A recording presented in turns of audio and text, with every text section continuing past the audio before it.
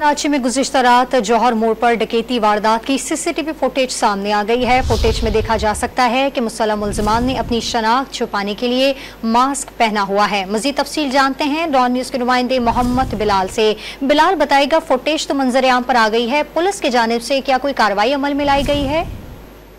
जी बिल्कुल, देखिए गुज़िश्ता रात जौहर मोड़ पर कायम मोबाइल शॉप पर डकैती की वारदात हुई है। 4 मुसल्लम मुल्ज़िमान की जानिब से ये वारदात मुकम्मल की गई है। दुकान में मौजूद दुकानदारों को जरगमाल बनाकर हजारों रुपए नकदी और मोबाइल एसेसरीज भी साथ ले गए। वारदात की सीसीटीवी फुटेज भी मंजर आम पर आ चुकी है। फुटेज में मुसल्लम मुल्ज़िमान को दुकान को लूटते हुए देखा जा सकता है, जबकि मुसल्लम मुल्ज़िमान ने अपनी शनाख्त छुपाने के लिए मास्क का इस्तेमाल किया।